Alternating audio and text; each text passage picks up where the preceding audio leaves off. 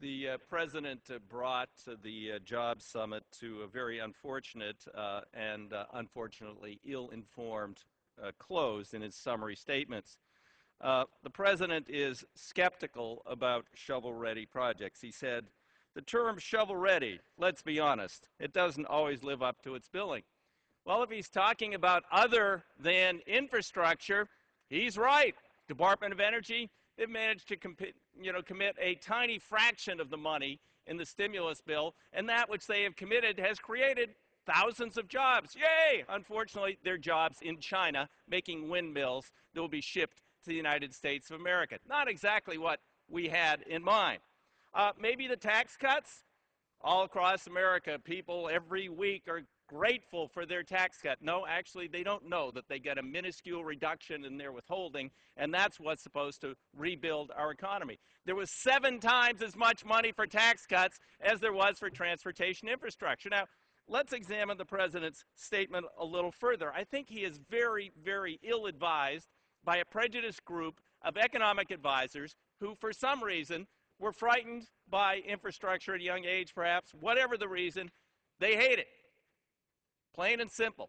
Because the fact is, as the previous gentleman said, 4% of the funding, that which was spent and is already committed and is underway in infrastructure, has created 25% of the jobs. All of that money will be spent out by next summer.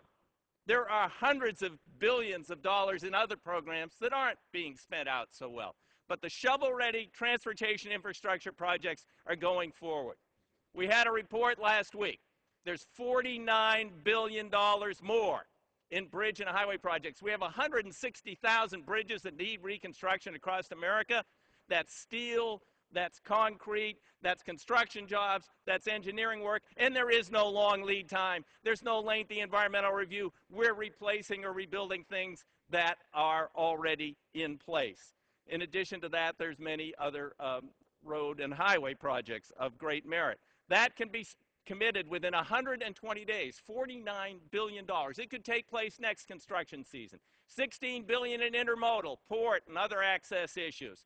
And then, perhaps, this will get the attention down at the White House, $20 billion in transit. We're killing people on our transit systems because of the outmoded, decrepit infrastructure we have. There's an $80 billion backlog. And when you begin to fill that backlog, which you can do within a day in some places like the Chicago Transit Authority, who spent $250 million in 30 days, that's all the money they got, they spent it in 30 days because they have a decrepit system.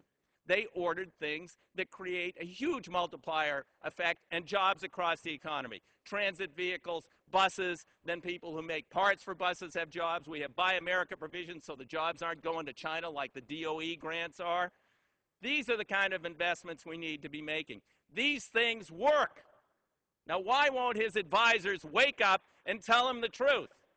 Most of the jobs, the real jobs, the private sector jobs that were created by this last so-called stimulus were in transportation infrastructure. The money has been successfully spent and obligated. We can give him those statistics. I defy them to go to any other part of that bill other than the money that kept teachers working and other things that helped the states or the tax sent out at such a rapid rate.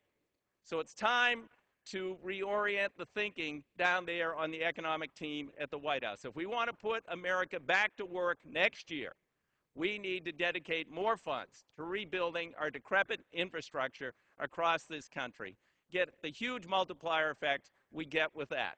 We have a total of close to $80 billion of projects ready to go in 120 days. These aren't just your resurfacing things like we saw last year. These are major projects, bridge replacements, a major work on transit systems, ready to go, shovel ready to go. No lie there. I hope some of his advisors are listening, they'll look at the facts, and they'll send the President a corrective memo on these issues. Gentleman's time has expired. The chair now recognizes the gentleman from